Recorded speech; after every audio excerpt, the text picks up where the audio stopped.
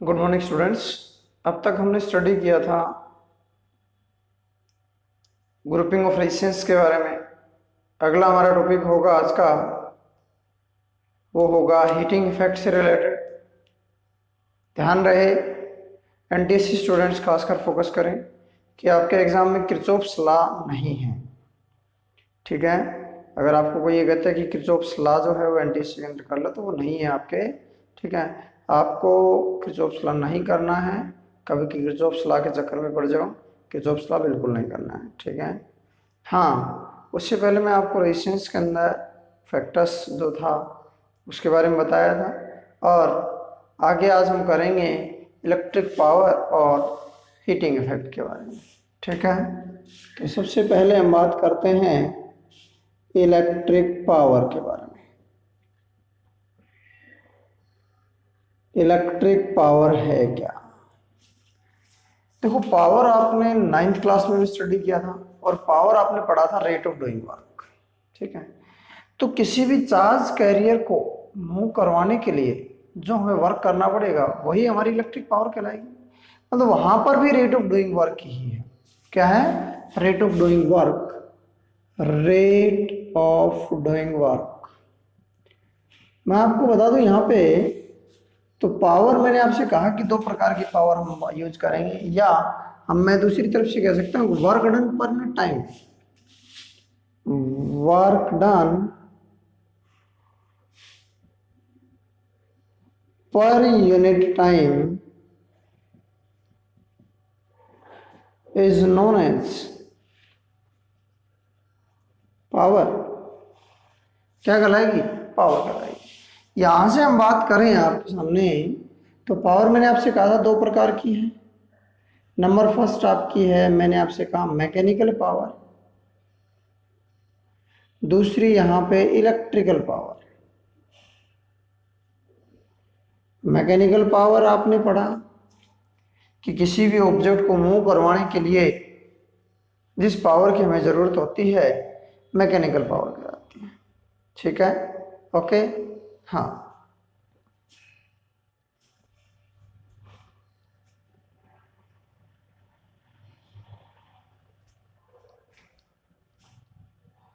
दूसरी तरफ हम बात करें तो चार्ज कैरियर्स, चार्ज पार्टिकल को मूव करवाने के लिए जो पावर चाहिए वो इलेक्ट्रिकल पावर कहलाती है। यहां से हम बात करेंगे आज इलेक्ट्रिक पावर का। तो इलेक्ट्रिक पावर की बात करें तो मैंने आपसे कहा कि पावर जो है that is equal to work done upon में टाइम टेकन। वर्क डन पर unit time is known as a power, ठीक है। पी से रिप्रेजेंट किया जाता है, वर्क को डब्ल्यू से रिप्रेजेंट किया जाता है, डब्ल्यू अपॉन टी। एक स्केलर क्वांटिटी है। कैसी क्वांटिटी है? Scalar quantity. ऐसा यूनिट ऑफ पावर, जल्दी बताओ जल्दी, नहीं तो क्या लग जाएगी? वाट। वाट लग जाएगी ना। चलो वाट लगाते हैं। पावर की ऐसा यूनिट क्या है? वाट।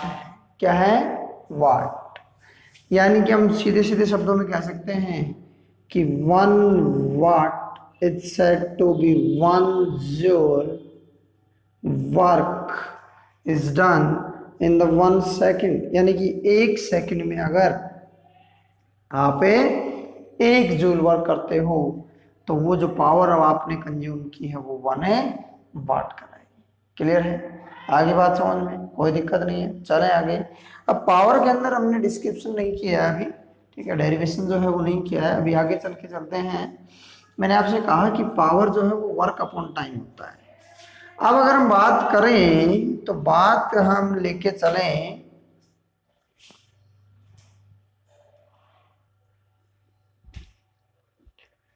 तो इसके अंदर हम बात करते हैं वर्क की। तो सीधी सीधी सी बात है कि जब पावर होगी तो वर्क होगा, तो वर्क होगा तो किसी भी चार्ज पार्टिकल को मूव करवाने के लिए जो वर्क होगा, भाई एक चार्ज पार्टिकल यहाँ है, यहाँ से यहाँ तक मूव करवाने के लिए, ठीक है, जो हमने पोटेंशियल अप्लाई किया उसमें जो वर्क उसने किया वही वर्क पर यूनिट टाइम पावर कराएगी उसकी, ठीक है। तो मैं बात करूं तो आपने अगर वर्क की बात करें तो आपने पढ़ा था potential that is equal to work done पर यूनिट चार्ज, ठीक है।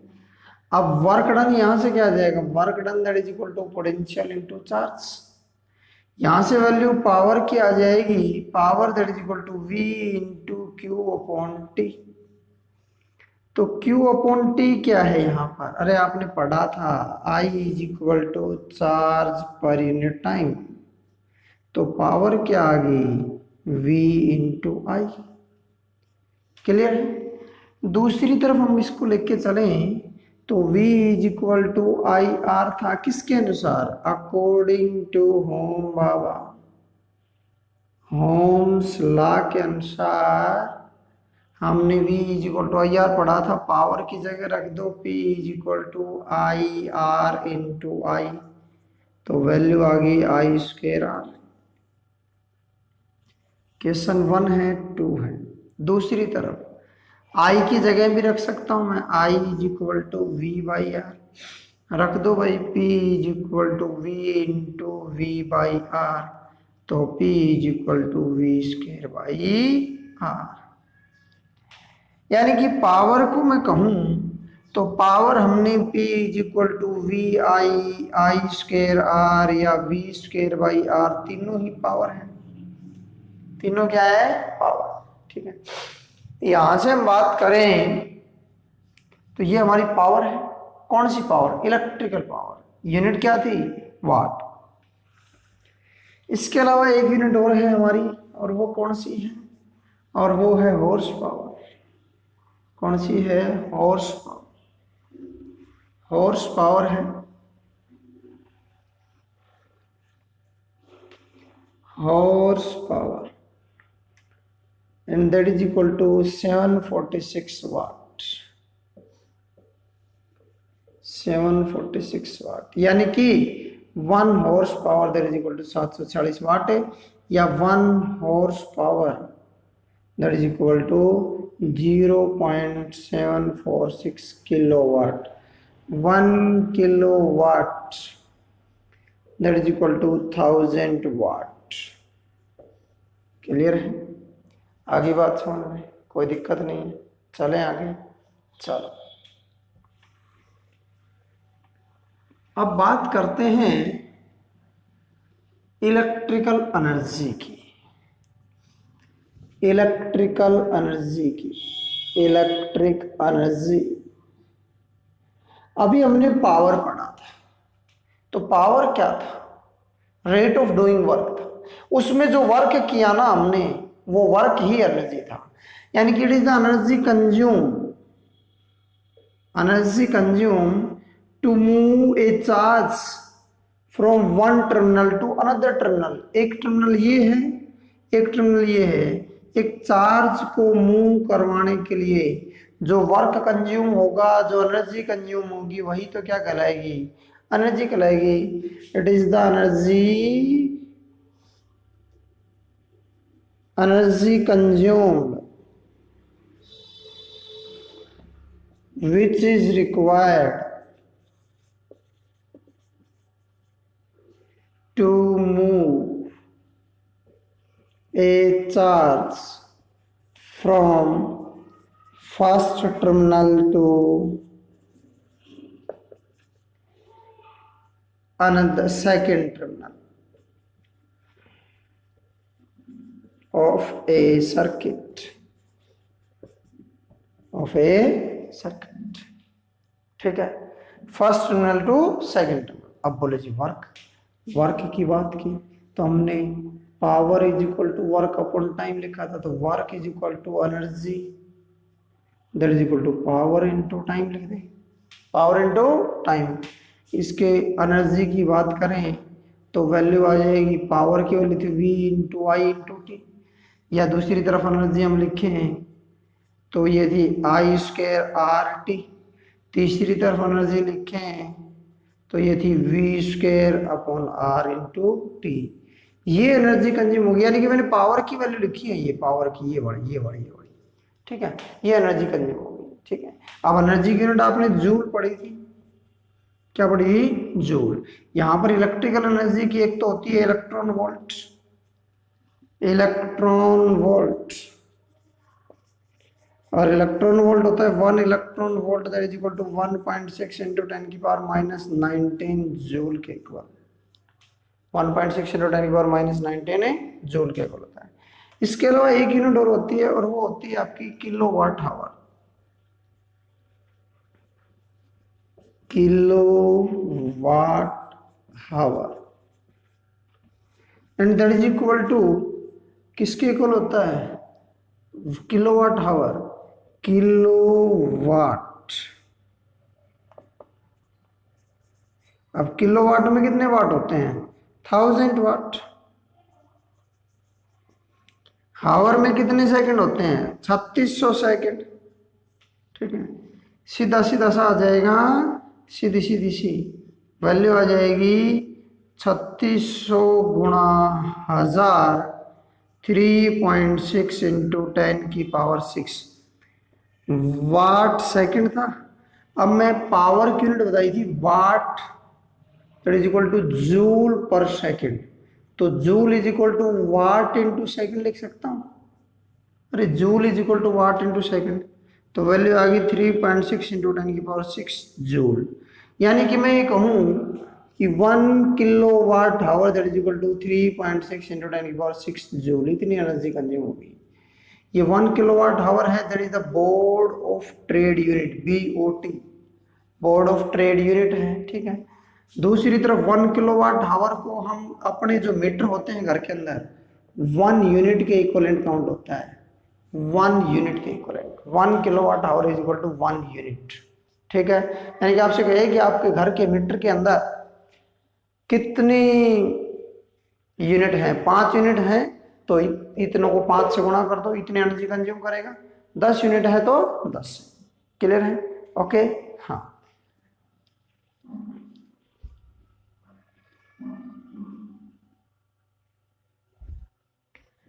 अभी हम बात करेंगे आपके इसी कंटिन्यूटी के अंदर आपका हीटिंग इफेक्ट और उसकी एप्लीकेशन, हीटिंग इफेक्ट और उसकी एप्लीकेशंस के बारे में स्टडी करेंगे, ठीक है। हीटिंग इफेक्ट और उसकी एप्लीकेशन। उससे पहले मैं थोड़ा सा यहाँ पर एक डिस्कस कर लेता हूँ एक क्वेश्चंस के बारे में। क्वेश्चन है, in a house 3 tube light of 7 watt and 2 fan of 150 watt and a refrigerator of 250 watt is using for 5 hours daily. 5 hours daily. How much will be the cost of electricity consumed if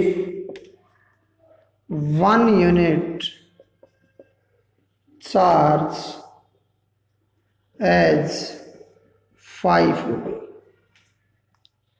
question को ध्यान से देखो। कह रहे 3 tubelight है, पढ़ लो पहले इसको, पॉज करके पढ़ लो। पढ़ लिया आपने?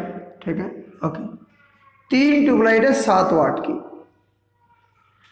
2 फैन है 150 वाट के, और एक रेफ्रिजरेटर है 250 वाट का। ठीक है, 3 चीजें हैं और तीनों चीजें 5 घंटे के लिए यूज किए जाते हैं। 5 रुपए बिल का 1 यूनिट का बिल है, तो बताओ टोटल बिल मंथ का कितना कंज्यूम हुआ। ठीक है ना, टोटल बिल मंथ का कितना कंज्यूम हुआ। ठीक है, तो सबसे पहले तो पावर, टोटल पावर की बात करेंगे। टोटल पावर में सबसे पहले 1 की 7 तो 3 की, सबसे पहले power of tube light,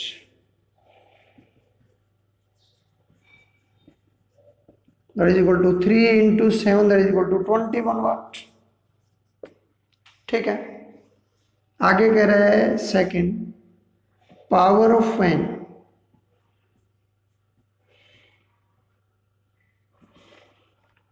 that is equal to 2 into 150, that is equal to 300 watt। Number third power of refrigerator, that is equal to 250 watt. Total power क्या आ गई, 250 जमा 300 जमा 21, 1 5 और 2 7, 3 और 2 5, 571 वाट। अब कह रहा है कितने टाइम के लिए, 5 घंटे के लिए डेली यूज किए जाते हैं।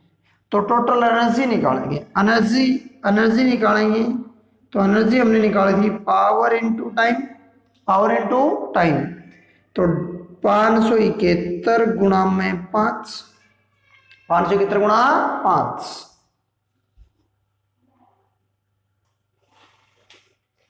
अब 571 गुणा 5, 5 एकम 5, 5 7 35, 5 5 25 और 3, 5 5 25 और 3 28, 2855 वाट आवर आ गया। अब इसको किलोवाट आवर में कन्वर्ट करना है, तो 1000 से डिवाइड कर दूं, 1000 से डिवाइड करूंगा तो kilowatt hour that is equal to 2.855 kilowatt hour. बोले जी किलोवाट आवर में क्यों किया, क्योंकि हमें यूनिट लेनी है। 1 kilowatt hour is equal to 1 unit, हमें टोटल 1 यूनिट का चार्ज किया गया है, तो उस हिसाब से कितनी यूनिट आई, तो हमारी हम बात करें तो इतनी यूनिट हमारी आ गई 2.855। ठीक है, मैं इसको राउंड ऑफ के अंदर 3 यूनिट्स ले रहा हूं, कितने ले रहा हूं 3। अब ये 3 यूनिट आई 1 दिन की, कितने दिन की, 1 दिन की। अगर आप राउंड ऑफ में ना लो तो कोई दिक्कत नहीं है, 2.855 ले लो। ठीक है, 1 दिन की आई, 30 दिन की कितनी होंगी, total unit of month that is equal to 2.855 into 30, तो 1 पॉइंट तो हट जाएगा, वैल्यू आ जाएगी 28.55 इंटू 3, तो करो एक बार मल्टीप्लाई, 3 5 15, 3 5 15 और 1 16, 3 8 24, 24 और 1 25, 3 दूनी 6 और 2 8, तकरीबन 85.65 इतनी यूनिट्स आ गई 1 महीने की। ठीक है, और 1 यूनिट का चार्ज कितना है, 5 रुपए, तो टोटल अमाउंट कितनी आ जाएगी, total amount that is equal to किसके इक्वल होगी, 85.65 इंटू 5, 5 5 जा 25, 5 6 जा 30, 30 और 2 32। ठीक है, 5 5 जा 25 और 3 28। ठीक है, और 5 8 40, 40 और 2 42, यानी कि डायरेक्ट आ गया 428 रुपये 25 पैसे, यानी कि आपका जो टोटल बिल आएगा वो 428 रुपये 25 पैसे आएगा। कितना आएगा, 428 रुपये 25 पैसे। ठीक है, ये क्वेश्चन था इससे रिलेटेड, पावर और एनर्जी से रिलेटेड। इसके ऊपर बहुत सारे क्वेश्चन आने हैं, मोस्ट इंपोर्टेंट टॉपिक है। कैसा टॉपिक है, मोस्ट इंपोर्टेंट टॉपिक। ठीक है,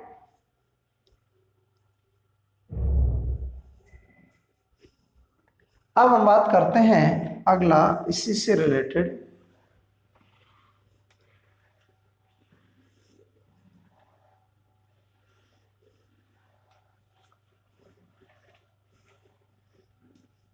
Joule's law of heating effect.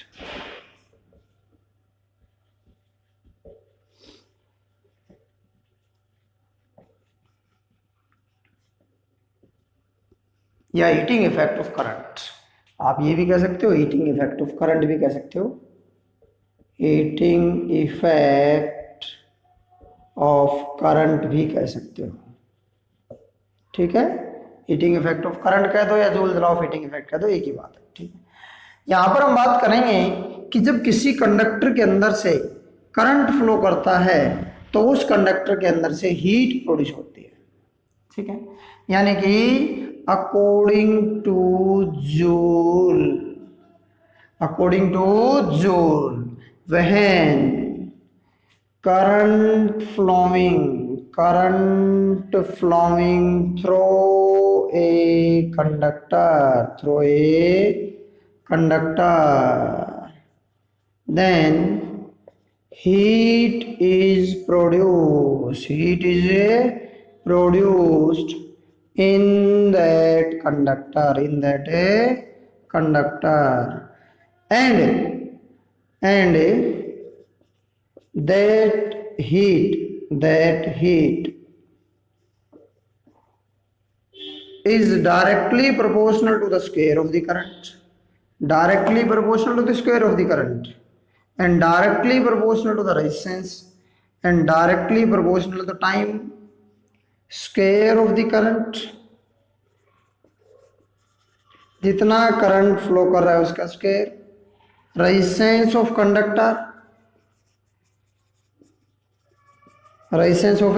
Conductor, time for which current flowing,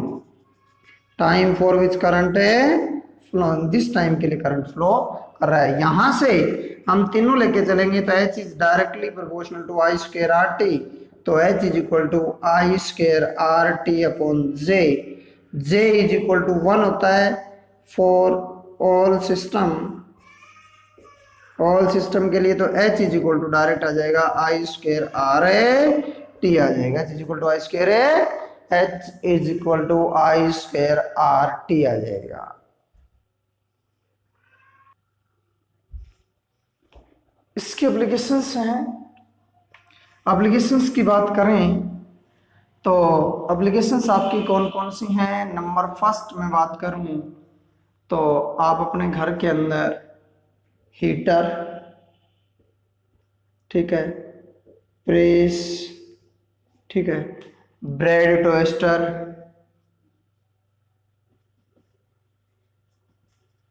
ठीक है, ये आप इस्तेमाल करते हो। ठीक है ना, तो ये सब किसके ऊपर बेस्ड होते हैं, ये हीटिंग इफेक्ट पर बेस्ड होते हैं, joule law of heating effect. ठीक है, ये एप्लीकेशंस की बात कर रहा हूं मैं, एप्लीकेशंस। ठीक है, नंबर सेकंड, आपने फ्यूज वायर देखी होगी, फ्यूज वायर किस लिए यूज की जाती है, सेफ्टी के लिए यूज की जाती है। ठीक है, ये बनी होती है Pb plus SN, tin plus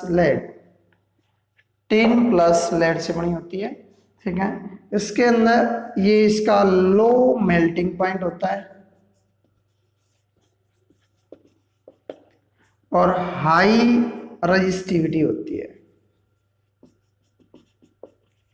low melting point और हाई रेजिस्टिविटी होने के कारण इसमें रेजिस्टेंस ज्यादा प्रोड्यूस होता है, और रेजिस्टेंस ज्यादा प्रोड्यूस होने के कारण I स्क्वायर RT यानी कि हीट ज्यादा प्रोड्यूस होगी। तो मेल्टिंग पॉइंट लो है तो ये क्या हो जाता है, मेल्ट हो जाता है और सर्किट को सेफ रखता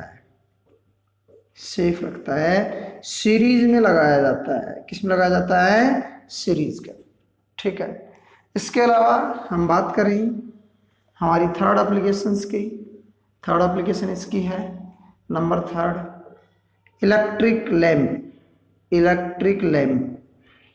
आपने बल्ब देखा होगा, कौन सा बल्ब, पीले वाला बल्ब, LED बल्ब नहीं, बल्ब नहीं, वो जो कौन सा बल्ब था, पीले वाला जो बल्ब था, उसके अंदर टंगस्टन इस्तेमाल होता है। टंगस्टन जो है इसका हाई मेल्टिंग पॉइंट होता है, हाई मेल्टिंग पॉइंट होता है, हाई रेजिस्टिविटी होती है, ठीक है, हाई रेजिस्टेंस या रेजिस्टिविटी कह सकते हो, जिसकी वजह से इसका मेल्टिंग पॉइंट बता दूं आपको, तकरीबन 4000 केल्विन के आसपास पाया जाता है। ठीक है, हम बात करें इस वजह से ये ग्लो करना स्टार्ट कर देता है। ठीक है, ओके, आगे बात सुनिए। अपने जितने भी अप्लायंसेस हम जो हीटिंग इफेक्ट के लिए यूज कर रहे हैं, those are the applications of the Joule's law of heating effect. अपने डेली लाइफ के अंदर सराउंडिंग में जो भी आप हीटिंग इफेक्ट, जैसे रोड है, प्रेस है, हीटर है, ठीक है, सब जो है यूज करते हैं, किसके हैं, हीटर के अंदर। मैं आपको बता दूं, जो स्प्रिंग यानी कि जो वायर हम यूज करते हैं, जो मटेरियल हम यूज करते हैं, वो निक्रोम का बना होता है। निक्रोम जो है वो एक अलॉय है, और अलॉय की रेजिस्टिविटी हाई होती है। रेजिस्टिविटी हाई तो रेजिस्टेंस हाई, और रेजिस्टेंस हाई तो हीट हाई। ठीक है, यहाँ पर मैं आपको बता दूं कि रेजिस्टेंस का फैक्टर काउंट करता है। यहाँ पर मैं दूसरा बता दूं, मैंने आपसे बताया था कि अपना फ्यूज वायर है, तो फ्यूज के अंदर जब एक्स्ट्रा अमाउंट में भी करंट आ जाए, H is equal to I²RT, जब करंट ज्यादा आ जाएगा तो सीधी सी बात है, हीट ज्यादा प्रोड्यूस होगी, और हीट ज्यादा प्रोड्यूस होगी तो वो मेल्ट हो जाता है, और सर्किट की सेफ्टी के लिए यूज किया जाता है। क्लियर है, आगे बात समझ, कोई दिक्कत नहीं है। ये हमारे एप्लीकेशंस थी। ठीक है, इसके अलावा अब बात करते हैं इसका कोज क्या है। What is the basic cause? Basic cause क्या है, Joule's law of heating effect का कोज क्या है? तो मैं आपको बता दूं, हमने पीछे डिस्कस किया था ड्रिफ्ट वेलोसिटी के बारे में, थर्मल वेलोसिटी के बारे में। ठीक है, हम कंडक्टर की बात करें तो कंडक्टर हमारा इस प्रकार से है। ठीक है, और कंडक्टर के अंदर नंबर डेंसिटी मैंने आपको बताया था 10⁻28 पार्टिकल्स हैं पर मीटर क्यूब के अंदर। अब एक कोई भी चार्ज यहां से मूव करता आएगा, जब मूव करता हुआ यहां से आएगा तो उसके यहाँ पार्टिकल्स होंगे, एटम होंगे, दूसरे एटम्स, वो उन एटम से टकराता हुआ आएगा, उनसे क्या करता आएगा, टकराता हुआ। जब वो कोलाइड करेगा, ठीक है, तो वहां पर फ्रिक्शन प्रोड्यूस होगा। क्या होगा, फ्रिक्शन है प्रोड्यूस्ड। ठीक है, और उस फ्रिक्शन के कारण हीट प्रोड्यूस होगी। क्या होगी, हीट प्रोड्यूस्ड होगी। ठीक है, हीट क्या होगी, प्रोड्यूस होगी। ठीक है, that is the basic cause of the Joule's law of A heating effect. ठीक है, ओके, हाँ, तो ये था joules law of heating effect पर इलेक्ट्रिक पावर। इससे रिलेटेड मैंने जो न्यूमेरिकल आपको करवाया है, मोस्ट इंपोर्टेंट है बोर्ड के हिसाब से, तो उसको एक बार जरूर कर ले। ठीक है, पक्का कर ले। इससे हीटिंग इफेक्ट के ऊपर भी ये फॉर्मूला जो आपका यूज होता है, H is equal to I²RT। ठीक है, इसके अंदर जो हीट एनर्जी यूज करते हैं, वो हीट एनर्जी हम जूल में लेके चलते हैं। अगर आप कैलोरी में लेके चलोगे तो वो H is equal to I²RT upon में 4.18 कैलोरी आपका ये काउंट होगा। क्लियर है, क्योंकि मैं आपको बता दूं कि 1 calorie that is equal to 4.18 joule, तो 1 joule that is equal to 1 upon में 4.18 कैलोरी आ जाएगा। क्लियर है, आगे बात समझ में। ये आपका क्या होता है कि इसके अंदर कैलोरी के अंदर काउंट होता है। ठीक है, वैसे मैंने आपको बता दिया एनर्जी की यूनिट जो है वो एक तो आपके जूल है, 4 यूनिट है, जूल, इलेक्ट्रॉन वोल्ट, कैलोरी और किलोवाट आवर। ठीक है, जूल मैकेनिकल के रूप में यूज करते हैं, इलेक्ट्रॉन वोल्ट इलेक्ट्रिकल पावर में, कैलोरी इंटरनल एनर्जी, जैसे हम खाना खाते हैं, बिस्किट का पैकेट देखा होगा, और भी आपने पैकेट देखे होंगे खाने के, उसमें लिखा होता है इतने कैलोरी ये चीज है, इतनी कैलोरी ये चीज है, लिखा होता है उसके अंदर। किलोवाट आवर कॉमर्शियल यूनिट थी, मैंने आपको बताया था, बोर्ड ऑफ ट्रेड यूनिट है। कौन सी है, BOT, board of trade unit. ठीक है, ओके, तो यहां तक हमारा था टॉपिक। अब तक आपने वीडियो को चैनल को सब्सक्राइब नहीं किया है तो चैनल को सब्सक्राइब कीजिएगा, और बेल आइकन दबाएं ताकि अगले नोटिफिकेशन आप तक पहुंचते रहे। लगातार पढ़ते रहिए, देखते रहिए लालजी क्लासेस।